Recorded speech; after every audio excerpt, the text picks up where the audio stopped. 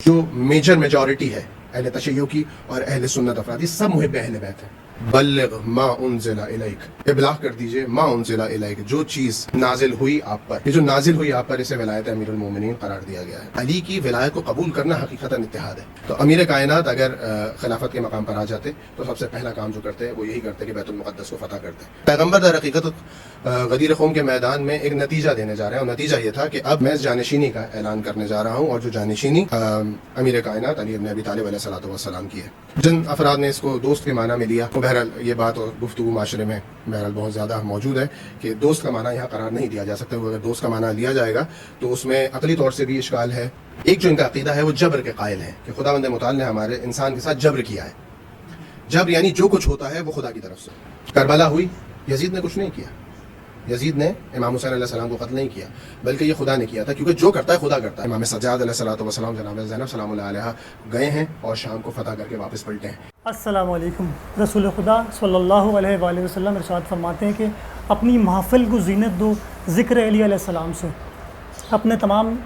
دیکھنے والے کو ہم آج خوش آمدید کہتے ہیں، اور ہم آج سے انشاءاللہ ایک سلسلہ شروع کرنے جا رہے ہیں دین، دنیا اور ہم کے عنوان سے، جس میں ہم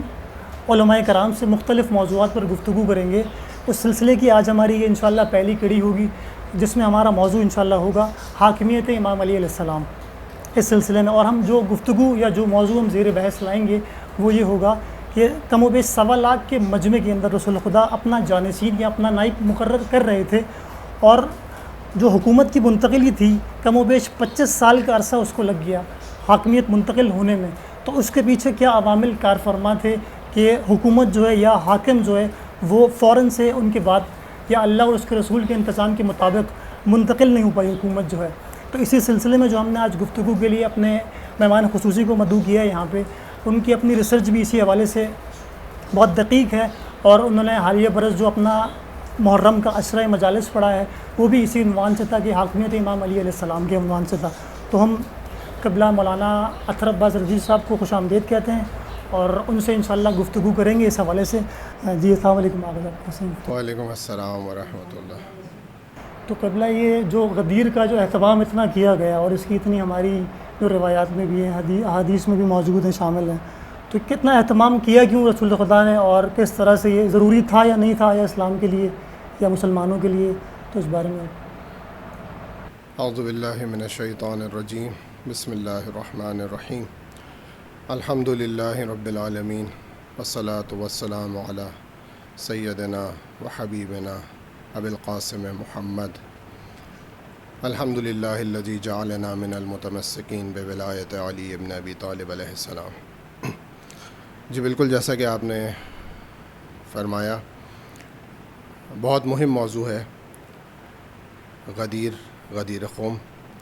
اور اس کا اہتمام جو پیغمبر اکرم صلی اللہ علیہ وآلہ وسلم فرما رہے ہیں۔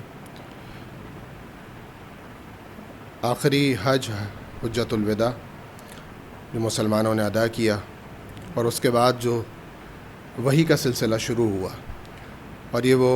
زمانہ ہے، یہ وہ وقت ہے کہ جب پیغمبر اس دنیا سے رخصت ہونے جا رہے ہیں، اور اپنے آخری ایام پیغمبر اپنی زندگی کے طے کر رہے ہیں، اور اس دوران حجاج موجود ہیں، آخری حج ہے، اور روایات نے لکھا کہ تقریباً 1,20,000 افراد غدیر قوم کے میدان میں موجود تھے۔ یہ وہ مقام تھا جہاں سے تمام حجاج جدا ہوا کرتے تھے، اور مختلف روایات ہیں کہ پیغمبر پر پہلی وحی غدیر کے حوالے سے، غدیر کے اعلان کے حوالے سے کب سے نازل ہونا شروع ہوئی۔ کچھ روایات میں لکھا کہ جب پیغمبر مکہ میں موجود ہیں اسی وقت جبرائیل نازل ہو رہے ہیں، اور پیغمبر کو یہ خدا کی طرف سے ارشاد کر رہے ہیں کہ آپ اعلان کر دیجئے جو آپ کو بتایا گیا۔ آیت مشہور ہے، سورہ مائدہ کی 67ویں آیت ہے، 67، یا ایھا الرسول بلغ ما انزل الیک من ربک۔ قرآن پر بہرحال الحمدللہ آج تک تمام مسلمانوں کا اجماع ہے، اور اس کو ہم حجت قرار دیتے ہیں، چاہے شیعہ ہوں، اہل سنت برادران ہو، یا کوئی بھی مسلک اسلام ہو۔ اس آیت کی تفسیر میں شیعہ علماء کرام نے بھی بہت کچھ لکھا، لیکن ہمارے لیے خود اہل تشیع ہونے کے ناطے اگر ہم کسی بات کو اس بات کرنا چاہیں تو ہمارے لیے جو مہم ترین چیز ہے کہ اہل سنت اس بارے میں کیا لکھ رہے ہیں۔ اہل سنت کی تفاسیر ہیں، منابع ہیں، جیسے کہ سنن ترمذی میں یہ لکھا گیا، اور مسند احمد بن حنبل میں یہ روایت موجود ہے۔ خود اس آیت کے ذیل میں جناب جلال الدین سیوطی جو ایک بزرگ عالم دین ہیں، اور جناب آلوسی، ان دونوں نے اس حدیث کو متواتر لکھا، اور اس آیت کے ذیل میں یہ کہا کہ یہ جو عبارت ہے پیغمبر کی، جو پیغمبر کی زبان مبارک سے صادر ہو رہی ہے، جو آیہ قرآن ہے، اس میں جو یہ عبارت ہے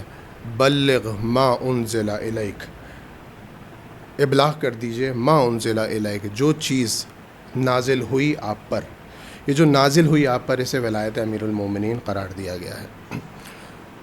تو پیغمبر جب جا رہے ہیں تو ایک بڑا اعلان کر کر جا رہے ہیں، تو یقیناً پیغمبر کی جو یہ 23 سالہ بعثت ہے اور ابلاغ رسالت ہے، اس کا یقیناً کوئی ایک نتیجہ پیغمبر دے کر جا رہے ہیں۔ کوئی ہم گفتگو کرتے ہیں 1-1.5 گھنٹے کی، یا کسی کلاس میں ہم جاتے ہیں، اور جب استاد اپنا درس تمام کرتا ہے تو درس کے بعد وہ آخر میں چند کلمات کہتا ہے، اور وہ چند کلمات اس بات کا ثبوت ہوتے ہیں کہ اب جو میں نے اتنی دیر گفتگو کی 1-1.5 گھنٹے کی، اس کے بعد یہ نتیجہ میں آپ کی خدمت میں پیش کرنا چاہ رہا ہوں، اس نتیجے کو یاد رکھیے۔ تو پیغمبر در حقیقت غدیر خم کے میدان میں ایک نتیجہ دینے جا رہے ہیں، اور نتیجہ یہ تھا کہ اب میں اس جانشینی کا اعلان کرنے جا رہا ہوں، اور جو جانشینی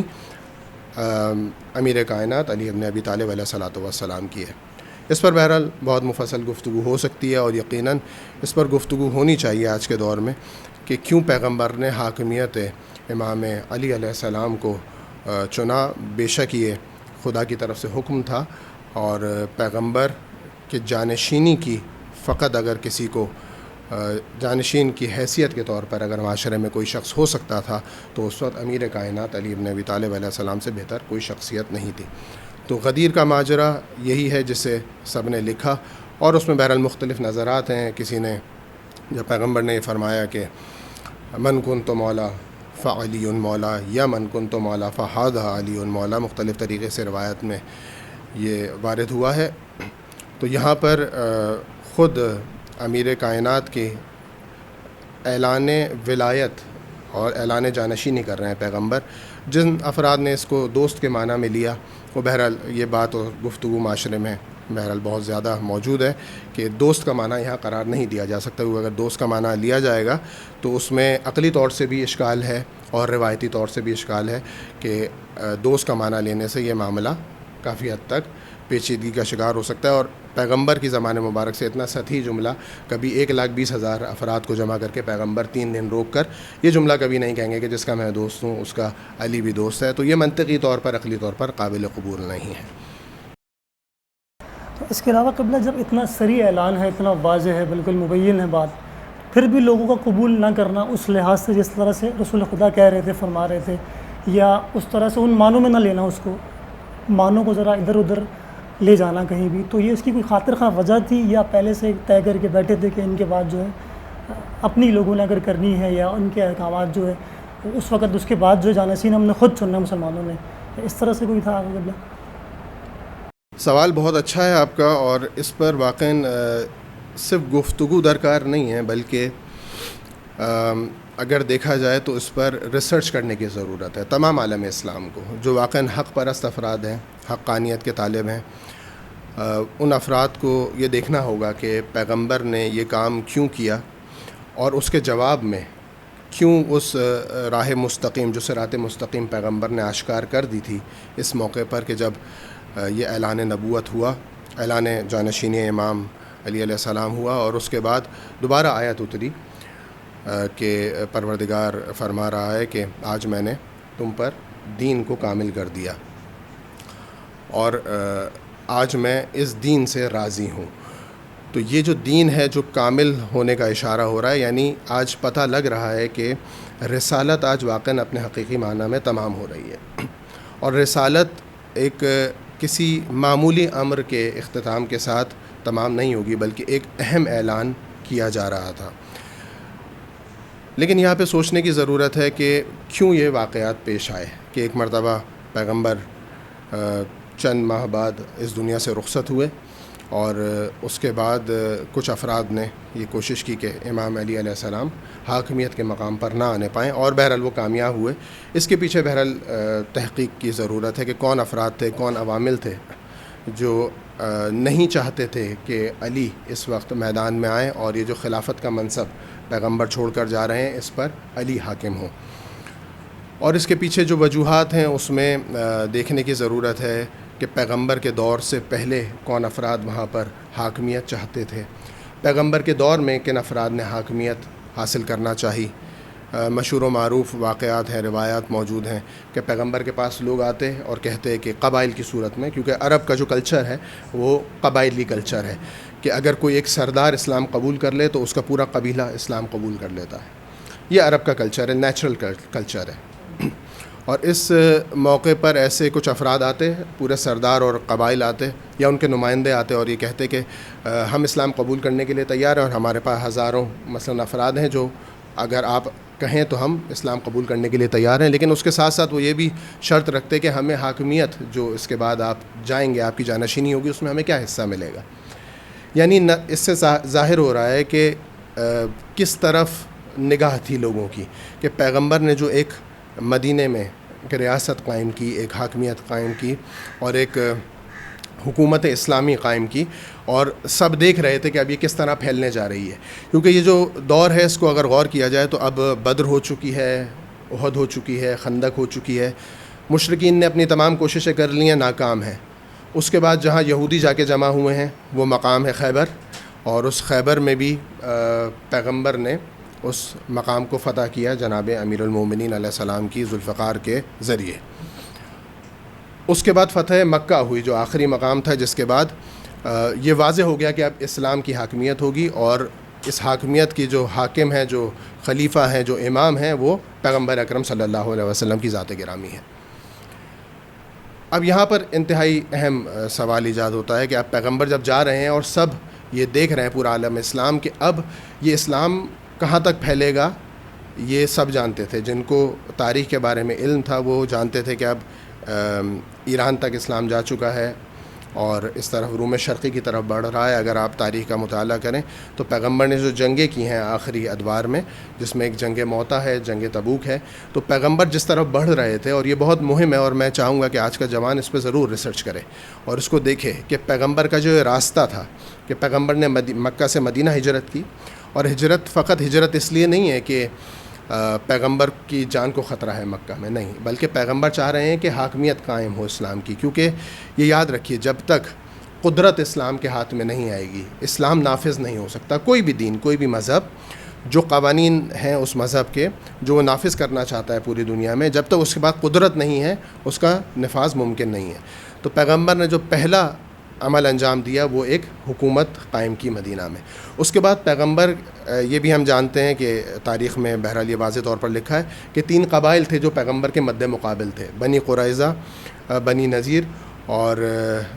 ایک اور قبیلہ جو مدینہ میں موجود ہے۔ انہوں نے پیغمبر کے خلاف ہر کام کرنے کی کوشش کی کہ پیغمبر کو مدینے سے باہر نہ نکلنے دیا جائے، کیونکہ یہ وہ یہود تھے جو جانتے تھے کہ پیغمبر کا کیا قصد ہے۔ اور بہرحال اس پہ بھی کافی گفتگو درکار ہے کہ انہوں نے پیغمبر سے پہلے اور بعثت سے پہلے اور پیغمبر کی مدینہ میں آنے سے پہلے جو کوششیں کیں وہ کیا کوششیں تھیں کہ پیغمبر کسی طرح اس حاکمیت تک نہ پہنچ پائیں۔ یہ تینوں انہوں نے عہد کیا پیغمبر سے کہ ہم آپ کے خلاف کوئی بغاوت نہیں کریں گے، لیکن ایک ایک کر کے تینوں قبائل نے بغاوت کی اور ان کو مدینہ سے نکال دیا گیا۔ اس کے بعد یہ قبائل جا کے جمع ہوتے ہیں خیبر کے مقام پہ۔ یہ ضروری ہے اس کو سمجھنا کہ 3 قبائل کیوں خیبر کے مقام پہ گئے، اور خیبر فقط ایک قلعہ نہیں ہے، چند قلعے تھے، کیونکہ یہودی قلعوں میں رہا کرتے تھے اور وہیں پر ہی اپنے سارے وسائل اور اسلحہ اور خوراک اور ساری زندگی ان کی وہاں تھی، اور جب کوئی ان پر حملہ کرتا تو قلعوں کے دروازوں کو بند کر لیا کرتے۔ یہ یہودیوں کا رہنے کا طریقہ کار تھا۔ محاصرہ کیا گیا، تمام قلعوں کو ایک ایک کر کے فتح کیے گئے، اور جب خیبر کا اصلی قلعہ جس پر جو ہم جنگ خیبر کے طور پہ جانتے ہیں کہ جنگ خیبر اس قلعے پہ ہوئی جس کا دروازہ امیر کائنات نے قوت الہی سے اکھاڑا، وہ آخری قلعہ تھا جو فتح نہیں ہو پا رہا تھا، اور اس کو پھر امیر کائنات نے فتح کیا۔ یہاں سے یہودیت نے ایک دفعہ پھر بیک سٹیپ کیا، اور اب یہ گئے پیچھے موتا کے مقام پر جو سعودی عرب میں ہے، اور پھر اس کے بعد جنگ موتا ہوئی اور پھر ان کو پیچھے دھکیلا گیا اور پھر جنگ تبوک تک بات گئی جہاں پہ روم شرقی کی حکومت تھی، اور وہ جنگ تھی کہ جو آخر میں ابھی بغیر نتیجے کے رہ گئی۔ پیغمبر نے لشکر کو واپس بلایا اور پھر دوبارہ پیغمبر نے لشکر کشی کا ارادہ کیا، اور جس وقت اسامہ بن زید جن کے سربراہی میں لشکر آمادہ کیا گیا 10ویں ہجری میں 11ویں ہجری میں در حقیقت، اور پیغمبر نے جب کہا کہ اب اسامہ اس لشکر کو کی سپہ سالاری کریں گے اور جائیں گے اور تبوک کے مقام کو فتح کرنا ہے۔ تو تبوک کون سا مقام ہے؟ یہ تبوک آج کا جارڈن ہے، اردن جسے ہم کہتے ہیں، اور اس کے بعد جو آخری پڑاؤ تھا یہودیوں کا وہ پڑاؤ تھا بیت المقدس، جو آج فلسطین کی جنگ آپ پوری دنیا میں دیکھ رہے ہیں۔ پیغمبر آج سے 1400 سال پہلے اس فلسطین تک پہنچنا چاہتے تھے حقیقتاً، کیونکہ فلسطین اور مکہ یہ دو مقام ہیں جو انبیاء کی سرزمین ہے۔ جناب ابراہیم علیہ السلام پہلے فلسطین میں گئے ہیں، اس کے بعد جناب ابراہیم نے ہجرت کی ہے اور پھر تشریف لائے ہیں مکہ میں، اور پھر حجر اسود اور پھر کعبے کا جو قیام کیا گیا اور کعبے کی عمارت کو قائم کیا جناب ابراہیم علیہ السلام نے، اور جناب اسماعیل کو وہاں پر چھوڑا جناب ہاجرہ کے ساتھ، اور پھر واپس تشریف لائے فلسطین کے مقام پر۔ تو یہ وہ سارے واقعات تھے جو اس دور میں بھی ہو رہے تھے، کیونکہ یہ وہ دو سرزمین ہیں جو حقیقتاً حاکمیت اسلام کے لیے ضروری تھی، تو پیغمبر بھی وہاں جانا چاہتے تھے۔ اسی لیے آج بیت المقدس ہمارے لیے بہت مہم ہے، کیونکہ یہ وہ جگہ ہے کہ جو حقیقتاً پروردگار نے اسلام کو عطا کی ہے، دین کو عطا کی ہے، کہ اس مقام پر حاکمیت ہونی چاہیے ولی خدا کی۔ تو پیغمبر وہاں جا رہے تھے، اور اسی لیے جو آپ نے سوال کیا، میں اس کا نتیجہ آپ کے سامنے جو جواب دینا چاہ رہا ہوں وہ یہی کہ اسی لیے جناب امیر کائنات کو روکا گیا خلافت کے مقام پر آنے سے، کیونکہ اگر جناب امیر اس مقام تک پہنچ جاتے تو پہلا کام جو جناب امیر نے کرنا تھا وہ ادھورا کام تھا جو پیغمبر چھوڑ کر چلے گئے، یا ایک طریقے سے کہا جائے دوسرے الفاظ میں جس میں کسی بے حرمتی کا اندیشہ نہ ہو، پیغمبر کو چھڑوا دیا گیا اس مقام تک پہنچنے سے، کیونکہ بہرحال اس پر چیزیں موجود ہیں کہ پیغمبر کو ایک طریقے سے کوشش کی گئی تھی کہ پیغمبر مدینے سے باہر نہ نکلنے پائیں دوبارہ سے، اور جنگ تبوک نہ ہونے پائے، اور پیغمبر اس مقام تک جو بیت المقدس ہے وہاں نہ پہنچنے پائیں۔ تو امیر کائنات اگر خلافت کے مقام پر آ جاتے تو سب سے پہلا کام جو کرتے وہ یہی کرتے کہ بیت المقدس کو فتح کرتے، جو پیغمبر کے دور جو امیر کائنات کے دور میں نہیں ہو پایا، لیکن انہی کے مشورے سے اور انہی کی پشت پناہی سے خلفاء کے دور میں یہ کام انجام پایا۔ جی احسن قبلہ۔ اس کے بعد جو ہے امام علی کی حکومت جب آ گئی، حکومت یا ان کو اعلان ہو گیا، اس کے بعد دیکھا مسلمانوں نے کہ ان کو حاکمیت ملی نہیں،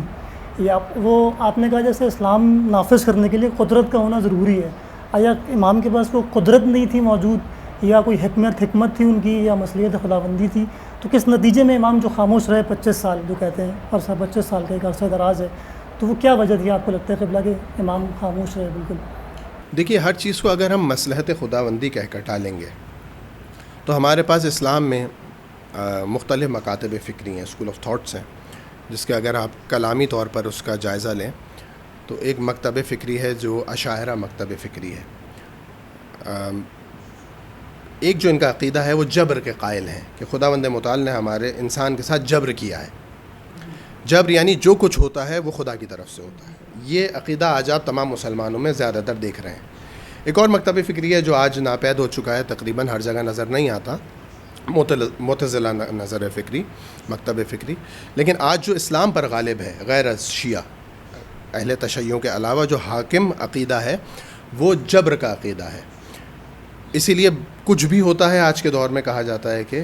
خدا نے کیا ہے۔ کربلا ہوئی، یزید نے کچھ نہیں کیا،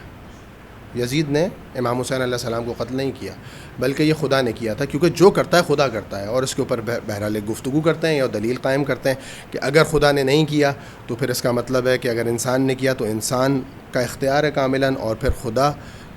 مجبور ہو جائے گا، اس کی قدرت کہاں جائے گی۔ بہرحال اس پہ مفصل گفتگو ہے، لیکن جو اہل تشیع جس عقیدے کے قائل ہیں وہ یہ کہ انسان کو اختیار دیا گیا ہے،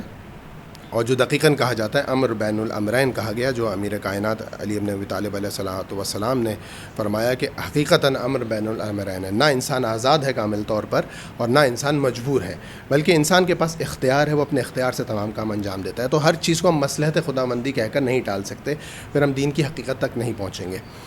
تو حقیقت یہ ہے کہ اس میں کوئی مصلحت نہیں تھی، خدا نے جو کامل اختیار انسانیت کو عطا کیا ہے، اسی اختیار کے نتیجے میں یہ کام کیا گیا کہ امیر کائنات کو اس منصب تک پہنچنے سے روکا گیا، کیونکہ کچھ مفادات تھے جن تک پہنچنا تھا، اور اس میں سے ایک ہم نے ذکر کیا کہ اگر پہنچ جاتے تو سب سے پہلے اسلام کی جو سرحدیں تھیں ان کو وسیع کیا جاتا، اور وہ جب وسیع ہوتیں تو وہ جناب امیر کائنات کی زیر نگرانی ہوتیں، اور پھر اس کے بعد جو حکم چلتا وہ حکم خدا اور حکم ولی خدا ہوتا۔ تو اس کو حاکم ہونے سے روکا گیا، اور اس کے نتیجے میں آپ نے دیکھا کہ سب سے پہلا جو ظلم کیا گیا وہ جناب زہرا سلام اللہ علیہ کا درجہ لایا گیا۔ آپ صدیقہ طاہرہ شہید ہوئیں، اسی راہ ولایت اور دفاع ولایت میں پہلی شہیدہ جو ہیں وہ جناب زہرا سلام اللہ علیہ کی ذات اقدس ہیں۔ اور اس کے بعد یا اس سے پہلے میں یہ بھی کہنا ضروری سمجھتا ہوں کہ پہلے شہید جو ہیں دفاع ولایت میں وہ جناب محسن علیہ الصلاۃ والسلام ہیں۔ اور جب واقعاً جائیں امام علی علیہ السلام کے روضہ مبارک پر اور حرم اطہر میں جا کر جو پرسہ دیں سب سے پہلا پرسہ دینا چاہیے ہمیں جناب محسن کا۔ پہلے شہید جو ہیں وہ نسل امامت کے وہ فرزند ہیں کہ جن سے نسل امامت چلنی تھی۔ بہرحال یہ گفتگو ایک اضطراب کی گفتگو ہے، مصائب کی گفتگو ہے، اور جس پر واقعاً گفتگو ہونی چاہیے کہ کون عوامل تھے جنہوں نے یہ کام انجام دیا۔ پہلی شہیدہ جناب زہرا سلام اللہ علیہ ہے، اور اس کے دفاع کے بعد ہم نے دیکھا کہ یہ جو 25 سال امیر کائنات خاموش ہیں اور سکوت اختیار کر رہے ہیں، یہ کیوں کر رہے ہیں؟ اس لیے کیونکہ اب جو حاکمیت امام کے ہاتھ میں آنی تھی اب وہ نہیں ہو، اب خلیفہ امام نہیں ہے بلکہ کچھ اور افراد ہیں۔ اور اس وقت پوری کوشش کی جا رہی تھی، اگر اسلام کی جڑوں میں جا کے دیکھا جائے صدر اسلام میں، تو یہ ہمیں واضح ثبوت ملتے ہیں کہ اسلام کو نابود کرنے کی کوشش کی گئی کہ اسلام کسی طرح سے ختم کیا جائے، اور 25 سالہ سکوت علی ابن ابی طالب اسی لیے ہے کہ اسلام بچ سکے۔ تو یہاں کوئی مصلحت نہیں ہے کہ خلافت امیر کائنات سے لے لی گئی، بلکہ مصلحت یہاں مصلحت خداوندی نہیں ہے بلکہ مصلحت ولی خدا ہے کہ وہ 25 سال خاموش ہیں تاکہ اسلام بچ سکے، اور پشت پناہی کی امیر کائنات نے، اور اس پر واقعاً ریسرچ کرنے کی ضرورت ہے، تحقیق کی ضرورت ہے کہ 25 سال امام علی علیہ السلام کیا گھر میں بیٹھے ہوئے خانہ نشین تھے، خاموشی اختیار کیے ہوئے تھے، یا بلکہ امام نے گھر میں بیٹھ کر وہ جہاد کیا ہے جس کی وجہ سے اسلام بچ سکا۔ لیکن اس کا نتیجہ یہ ہوا کہ ہم نے دیکھا کہ ایک مرتبہ وہ علاقے جو اسلام کی حکومت کے زیر سایہ تھے اور جنہیں مزید وسیع ہو کر روم کی حکومت تک جانا تھا، وہ ایک مرتبہ جو شامات کے علاقے ہیں وہاں پر حاکم شام نافذ ہو جاتی ہے اس کی حکومت، اور وہ قابض ہو جاتا ہے ان علاقوں پر۔ اور جب دوبارہ 25 سال بعد امیر کائنات کی حکومت آتی ہے، جب لوگ آتے ہیں امام کے پاس اور کہتے ہیں کہ آپ یہاں پر آ کر ہماری خلافت کو سنبھالیے، اب ہمارے پاس کوئی اور شخصیت نہیں ہے کہ جس کو ہم مناسب سمجھتے ہوں کہ اس منصب پر آئیں، تو امام نے شرائط رکھی سخت اور کہا کہ اگر ان شرائط کو قبول کرو گے تو میں خلافت کا منصب لینے کے لیے تیار ہوں۔ اور اسی لیے فقط کیونکہ اب امام دیکھ رہے ہیں کہ اسلام ایک طریقے سے کرپٹ ہو چکا ہے، اور اب اسلام میں 2 حصے بن چکے ہیں اسلام کے، ایک شامات کی حکومت ہے اور عراق کی حکومت ہے۔ اب عراق کی حکومت در حقیقت امام کے پاس آئی، اور پھر جو سب سے پہلے امام نے اپنا عمل انجام دیا، جو قیام کیا، وہ اسی شامات کی حکومت کے خلاف تھا کہ آپ نے دیکھا کہ پہلے جنگ جمل ہوئی، پھر نہروان ہوئی، اور پھر صفین ہوئی، وہ جنگ کہ جب حاکم شام نے امام کی حکومت کو قبول نہیں کیا، اور امام نے کہا کہ اگر حکومت کو قبول نہیں کرتے تو آج مسلمانوں نے علی کو خلیفہ قرار دیا ہے، تو تمہیں علی کے ہاتھ پر بیعت کرنی ہے، اگر نہیں کرو گے تو تم باغی ہو اور تمہارے خلاف جنگ ہوگی۔ اور پھر یہ جنگ ہوئی۔ تو مصلحت نہ کہا جائے بلکہ یہ کہا جائے کہ امام نے خود مصلحت خداوندی نہ کہا جائے بلکہ یہ تمام مصلحتیں جن کے تحت کام لے رہے تھے وہ مصلحت ولی خدا تھی، جس کے تحت امام نے یہ سارے کام انجام دیے۔ لیکن افسوس کا مقام ہے کہ مسلمانوں نے اس کو نہ سمجھا، جنگ صفین فتح ہوتے ہوتے جیتتے رہ گئے مسلمان، حقیقی مسلمان جو خلافت جہاں تھی عراق میں موجود تھی، کوفہ میں، اور اس کے بعد پھر حالات بد سے بدتر ہوتے چلے گئے۔ امام نے ایک مرتبہ دوبارہ سے لوگوں کو اجاگر کیا کہ تم لوگوں نے جو کام کیا تھا اس کی وجہ سے آج ہم دوبارہ حاکمیت اسلامی قائم ہوتے رہ گئی۔ لوگ پشیمان ہوئے اور دوبارہ آمادہ کیا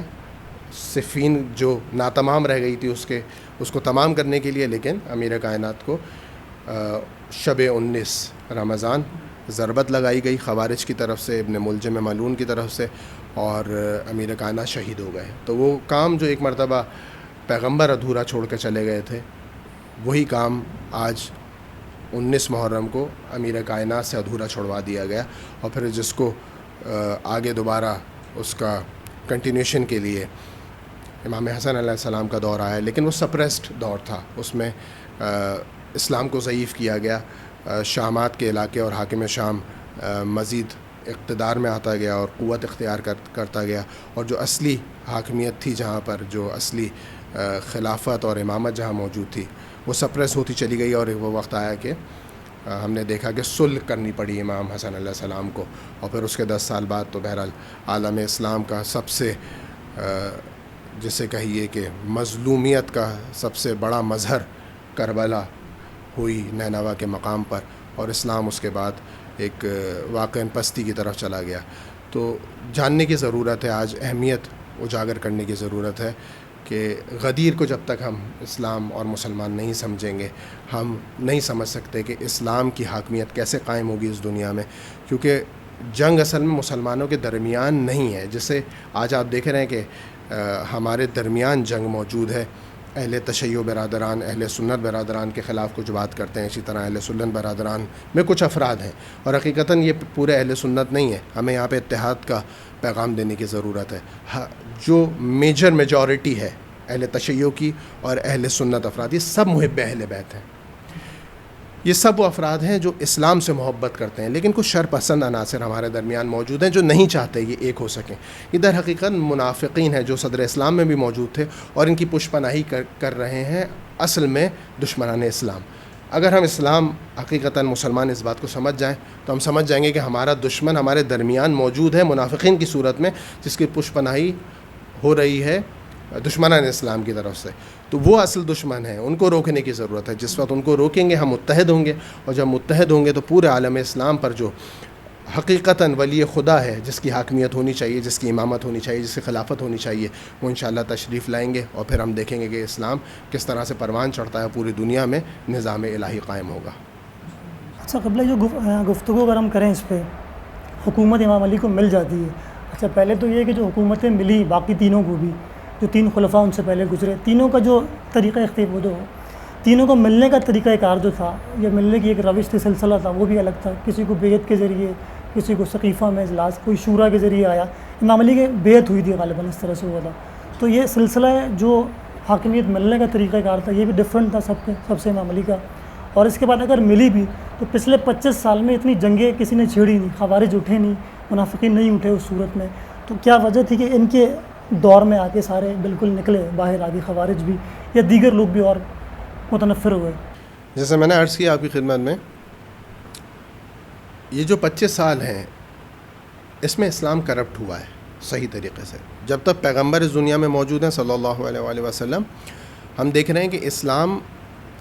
کو پیغمبر نے ظاہری طور پر کرپٹ نہیں ہونے دیا. اور اس کی وجہ بھی یہ ہے کہ وہ افراد جو انتظار کر رہے تھے پیغمبر کے رخصت ہونے کا دنیا سے، وہ خاموش تھے. وہ جانتے تھے کہ اگر اس وقت ہم نے کچھ کہا یا کرنے کی کوشش کی تو ہم اپنے مقاصد میں کامیاب نہیں ہونے پائیں گے. ایک جو یہ چینج آنے والا ہے، یہ نبوت سے جو امامت کا سلسلہ شروع ہونے والا ہے، اس کے درمیان جو ایک خلا ہے، یا جسے کہیے جو ایک سیڑھی ہے، جو ایک پل ہے، جو اس امت کو طے کرنا ہے، ہمیں اس پل کو توڑنا ہے اصل میں. تو وہاں ہم اپنے اصل حقیقی طریقے سے کامیاب ہو سکیں گے. تو جب غدیر کے بعد روایت میں لکھا ہے، اور معتبر روایات ہیں، کہ غدیر کے اعلان کے بعد کچھ افراد خانہ کعبہ پر گئے اور انہوں نے بیعت کی ایک دوسرے کے ہاتھوں پر، کسی ایک شخص کے ہاتھ پر، اور ایگریمنٹ کیا، ایک عہد نامہ سائن کیا گیا، سگنیچر ہوئے، اس پہ دستخط ہوئے کہ ہم نے کسی بھی طریقے سے علی کو حاکمیت تک نہیں پہنچنے دینا. یہ روایت ہیں، بہرحال یہ بیان کیا جائے تو شاید افراد یہ سمجھتے ہیں کہ ہم اتحاد کے خلاف بات کریں. حقیقتاً علی کی ولایت کو قبول کرنا حقیقتاً اتحاد ہے، اور اس پہ سب اس کو قبول کرتے ہیں. جو بھی حق کا طالب ہے، جو بھی اسلام سے محبت کرتا ہے، وہ جانتا ہے، کیونکہ جانشینی پیغمبر کی شرائط ہیں. کوئی بھی شخص، اگر ایک معمولی سی مثال بھی ہے کہ اگر کوئی باپ بھی دنیا سے جا رہا ہوتا ہے، اپنے گھر میں جب اس کے 4 مثلاً بیٹے ہیں تو وہ چاروں میں سب سے جو افضل ہوگا اس کو منتخب کر کے جائے گا، کیونکہ وہ جانتا ہے کہ میرا پورا خانوادہ ہے، میری بیٹیاں ہیں، ان کی ماں ہیں، ایک خانوادہ چھوڑ کر جا رہا ہوں میں، اس کو لیڈ کرنا ہے کسی نے، اس کو کسی نے سنبھالنا ہے، کیونکہ اگر میں بغیر کسی ہدایت کے اس دنیا سے چلا گیا تو ہو سکتا ہے میرے بیٹوں کے درمیان تفرقہ ایجاد ہو جائے. تو افضل ترین شخص کو رکھا جائے گا جو علم میں بھی افضل ہے، جو درایت میں بھی افضل ہے، جو جانتا ہے کہ کس طرح سے مدیریت کی جاتی ہے، کس طرح سے مسئولیت کی جاتی ہے، کس طرح سے پورے خانوادے کو سنبھالا جاتا ہے، تاکہ وہ ترقی کر سکیں، اپنے اصلی مقاصد تک پہنچ سکیں، اصلی اہداف تک پہنچ سکیں. تو جب کسی بغیر ہدایت کے اور بغیر کسی وصیت کے، نصیحت کے ایک باپ بھی دنیا سے رخصت نہیں ہو رہا، تو جو امت کا روحانی باپ ہے، جو یہ دیکھ رہا ہے کہ پورے عالم اسلام کو کس نے سنبھالنا ہے میرے بعد، تو وہ بغیر ہدایت کی اور بغیر یہ بتائے کہ کون میرا جانشین ہوگا کیسے جا سکتا ہے دنیا سے. تو یہ عقلی طور پر قابل قبول نہیں ہے. اور جانشینی کس کو ملے گی؟ جو علم میں بھی سب سے افضل ہوگا، جو شجاعت میں بھی سب سے افضل ہوگا، جو درایت میں بھی سب سے افضل ہوگا، اور جو حقیقتاً جس کی سیاسی بصیرت ہوگی، کہ جو جانتا ہوگا اسلام کو کس طرح سے کیٹر کرنا ہے اور کیسے سنبھالنا ہے، دشمنان اسلام کے خلاف کیسے ہمیں مقابلہ کرنا ہے ان کا، تاکہ اسلام وسط اختیار کر سکے اور پوری دنیا پر جو اصل ہدف خدا ہے، جو اصل مقصد خدا ہے اس اسلام کو بھیجنے کا، پوری دنیا پر اسلام حاکم ہو سکے. تو امیر کائنات کی وہ ذات گرامی ہے کہ جو افضل ترین ذات ہے پیغمبر کے بعد، اور اس کو کسی بھی طریقے سے یہ ڈینائی نہیں کیا جا سکتا. تو اس میں کوئی متفرقہ بات نہیں ہے، کوئی کنٹروورشل بات نہیں ہے. سب اس بات کو جانتے ہیں، علماء نے لکھا، سب نے لکھا، کہ علماء اہل سنت کی میں بات کر رہا ہوں، کہ حقیقی جو ذات تھی، جو سب سے افضل ترین ذات تھی، وہ امیر کائنات کی تھی. پھر اس کے بعد جب ان کو خلافت نہیں دی گئی اور کسی وجہ سے ان کو روک دیا گیا ان مقامات تک پہنچنے سے، تو اس کے بعد پھر کچھ ایسی چیزیں زبردستی لکھی گئیں روایت میں کہ جو شخص بھی اس حاکمیت تک پہنچ جائے پھر اس کے خلاف بغاوت کرنا غلط ہے، حرام ہے. جیسے آج آپ بہرحال سوشل میڈیا پہ دیکھ رہے ہوں گے کچھ افراد اس قسم کی بات کرتے ہیں، اور یقیناً وہ مضحکہ خیز باتیں بھی کر رہے ہیں، اور لوگ ان کو جانتے ہیں کہ وہ ایک کامیڈین کے طور پر یہ باتیں کر رہے ہوتے ہیں. لوگ جانتے ہیں کہ کبھی ممبر پر آ کے اور مائک پر آ کے اور اسٹیج پر آ کے مختلف قسم کے لطیفے سنا رہے ہوتے ہیں. وہ بات جب اس قسم کی بات کرتے ہیں تو واقعاً ایک عام انسان کو ہنسی آتی ہے کہ یہ کس قسم کی بات کر رہا ہے، اس کا کام لطیفے سنانا ہے، یہ اس قسم کی بات نہ کرے تو بہتر ہے. تو ایسے افراد آ کر ایک مرتبہ یہ کہیں کہ جب یزید نے لعنت اللہ علیہ نے ایک دفعہ حکومت حاصل کر لی تو اس کے بعد کوئی اختیار نہیں تھا امام حسین علیہ الصلوۃ والسلام کو کہ وہ اس کے خلاف قیام کرتے. تو اگر ہم یہ سوال کریں، آپ ہی سے ہم یہ سوال کریں کہ اگر ایک مرتبہ امام حسین نے یا کسی بھی شخص نے، ایک شخص جو آپ کی نظر میں حاکم ہے، اس کے خلاف قیام نہیں کیا جا سکتا، حرام ہے. اگر ایک مرتبہ کسی بھی وجہ سے کوئی شخص یہ حرام کام کرے امت اسلام میں اور وہ پاورفل ہو، اور ایک مرتبہ اسی حاکم کو جس کو آپ کہہ رہے ہیں کہ اس کے خلاف قیام نہیں کیا جا سکتا، اس کو اس منصب سے ہٹا کے خود بیٹھ جائے، تو اب آپ کیا کہیں گے کہ اس کا کام حرام تھا یا اب اس کے خلاف قیام کرنا حرام ہے؟ آپ سمجھ رہے ہیں بات کو؟ ایک شخص جس کو آپ کہہ رہے ہیں کہ اس کا کام حرام تھا، فعل حرام تھا، اس نے خلیفہ کے خلاف قیام کیا، اب اس نے قیام کر لیا، خلیفہ کو قتل کر دیا، اب وہ اس منصب پہ دوبارہ آ کے بیٹھ گیا. تو آپ ہی کی شرائط کے مطابق، آپ ہی کے بتانے کے مطابق، آپ ہی نے جو سیٹ کیے ہیں رولز، سیٹ آف رولز کے مطابق، اب اس کے خلاف قیام کرنا حرام ہے، اور دوبارہ کوئی اس طرح ایک اور دفعہ کے یہ کام کرے تو پھر آپ کیا کہیں گے؟ تو آپ وہ بات نہ کریں جو غیر منطقی ہے، آپ وہ بات نہ کریں کہ جس سے آپ یہ پورا عالم اسلام کو کہ اس حقیقت پر پردہ ڈالنا چاہیں کہ حق کہاں ہے اور باطل کہاں ہے. تو قطعاً یہ کہنا غلط ہے کہ اس کربلا مسلمان کی جنگ تھی. میں بہرحال شاید وقت بھی تمام ہو رہا ہے اور میں یہ آخری بات کر کے گفتگو کو بھی تمام کرنا چاہوں گا کہ قطعاً یہ کہنا غلط ہے کہ کربلا مسلمان کی جنگ تھی. دیکھیے، اگر مسلمان کی جنگ ہے تو یقیناً کوئی ایک تو صحیح ہوگا. دو لوگ اگر لڑ رہے ہیں، خدا نہ کرے میرے آپ کے درمیان کسی بات پہ تنازع ہو جائے، تو ایک جو قاضی فیصلہ کرے گا وہ یہی کہے گا کہ مثلا آپ صحیح تھے، میں غلط تھا، اور میں آپ کے حق میں فیصلہ دے رہا ہوں. ایسا ہی ہے نا؟ تو یہ کہا جائے گا آپ غلط ہیں، آپ صحیح تھے، میں غلط ہوں. ایسا ہی فیصلہ ہوگا. اگر کربلا میں ہم کہیں کہ مسلمان کی جنگ تھی تو آپ کیا کہیں گے؟ کون مسلمان صحیح تھے، کون غلط تھے؟ تو یہ واضح ہو رہا ہے کہ مسلمان ہونا حقیقت میں حق کا ملاک نہیں ہے، اسٹینڈرڈ نہیں ہے کہ آپ کہیں مسلمان ہے تو صحیح ہے، بلکہ اسٹینڈرڈز کچھ اور ہیں۔ کربلا میں در حقیقتاً دونوں مسلمان تھے، دونوں کلمہ پڑھتے تھے، دونوں اشہد ان لا الہ الا اللہ کہتے تھے، دونوں اشہد ان محمد رسول اللہ صلی اللہ علیہ وسلم کہتے تھے، لیکن کوئی ایک حق پر تھے، ایک باطل پر تھے۔ تو جو حق پر تھے وہ حقیقت میں مسلمان تھے، انہیں کہتے ہیں مومن، اور جو باطل پر تھے، جو ناحق پر تھے، وہ تھے منافقین۔ تو کربلا مسلمان کی جنگ نہیں تھی، یہ سطحی نگاہ ہے کربلا کو دیکھنے کی۔ حقیقتاً کربلا منافق اور مومن کی جنگ تھی، جو پیغمبر کی شریعت کو بچا رہے تھے، جو دین خدا کو بچا رہے تھے، وہ 72 تھے، وہ اہل حرم تھے، وہ ولی خدا تھے، وہ امام حسین علیہ الصلوۃ والسلام کی ذات اقدس تھی، یہ مومنین تھے۔ اور جو ان کے مقابلے میں کھڑے ہوئے تھے وہ ظاہری طور پر اسلام کا لبادہ اڑے ہوئے تھے، ظاہری طور پر مسلمان تھے، لیکن وہ در حقیقتاً منافقین تھے، جن کے چہرے سے امام حسین علیہ الصلوۃ والسلام نے کربلا میں نقاب کو اتارا ہے۔ تو جو ہم کہتے ہیں کہ کربلا کیوں کی امام نے، کیوں شہادت دی، کیونکہ وہ دور آ چکا تھا کہ اب کسی بھی طریقے سے کفر کے چہرے سے نقاب نہیں اتاری جا رہی تھی، نہیں پتہ لگ رہا تھا کہ حقیقت کہاں ہے۔ امام نے شہادت دی، اور شہادت کے بعد جناب زینب سلام ایام ہے اس وقت، ہم جانتے ہیں کہ اس وقت قافلہ آج 22 محرم ہے، 23 محرم ہے، آج 23 محرم ہے۔ آج وہ قافلہ جو کوفے سے روانہ ہوا ہے وہ شام کی راہوں میں، اور آج جناب زینب سلام اللہ علیہ جا رہی ہیں شام کو فتح کرنے۔ تو یہ وہ اب کربلا کی جنگ اصلی اپنے حصے میں داخل ہونے جا رہی تھی، کہ جب امام سجاد علیہ الصلوۃ والسلام جناب زینب سلام اللہ علیہ گئے ہیں اور شام کو فتح کر کے واپس پلٹے ہیں۔ تو وہ دور تھا کہ جب اس وقت 61 ہجری کے سفر کے مہینے میں حقیقی طور پر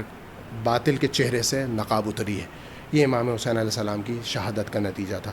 تو سطحی نگاہ جب تک اسلام کرتا رہے گا، مسلمان کرتے رہیں گے، اور یہی آج کی گفتگو کا انشاءاللہ حاصل کلام بھی ہے اور میسج بھی ہے، ایک چھوٹا سا کربلائی میسج بھی ہے کہ ہمارے جوانوں کو دیکھنے کی ضرورت ہے۔ اور میں شیعوں سے مخاطب نہیں ہوں، میں کاملاً عالم اسلام سے مخاطب ہوں۔ اگر آپ حق چاہتے ہیں اور اسلام کی حاکمیت چاہتے آپ اسلام سے محبت کرتے ہیں، دین خدا سے محبت کرتے ہیں، آپ ہمارے پیارے نبی محمد مصطفیٰ صلی اللہ علیہ وسلم سے اگر ہم محبت کا دعویٰ کرتے ہیں، تو ہمیں یہ دیکھنے کی ضرورت ہے کہ کیا ہم ان کے لیے واقعاً ان سے محبت کا حق ادا کر رہے ہیں۔ اور ان سے محبت کا حق یہ ہے کہ ہم سطحی طور پر اسلام کو نہ دیکھیں، ہم دقیق طور پر دیکھیں کہ اسلام میں کہاں انحراف پیدا کیا گیا، اور کس طرح سے کون وہ افراد تھے کہ جنہوں نے واقعاً مومن ہونے کا حق ادا کیا، اور اسلام کی نصرت کی، اور اسلام کی فتح یابی کے لیے مقدمہ سازی کی، جس کا آخری، اور جب یہ تمام اس طرح سے دیکھا جائے گا حاکمیت اسلام کو، تو پھر سب متحد ہو جائیں گے اس بات پر کہ آج بھی ہمیں کسی کی ضرورت ہے، کسی خلیفہ کی ضرورت ہے، کسی امام کی ضرورت ہے، کسی منجی کی ضرورت ہے، کسی سیویئر کی ضرورت ہے کہ جو آئے اور اس دنیا کو آج اس ظلم کے نظام سے آزاد کرے، اور وہ یقیناً امام مہدی آخر الزماں کی ذات گرامی ہے۔ بہت شکریہ آپ کا، آپ نے قیمتی وقت میں سے وقت نکالا، اور انتہائی مشہور ہے آپ کے، اور انشاءاللہ ناظرین بھی جو ہے وہ بھی دیکھ کے انشاءاللہ اس سے استفادہ حاصل کریں گے۔ تو اپنے جو میسج تھے اس کا اختتام کرتے ہیں، اور انشاءاللہ دوبارہ کسی نئے موضوع کے ساتھ آپ سے ملاقات کریں گے۔ اللہ حافظ۔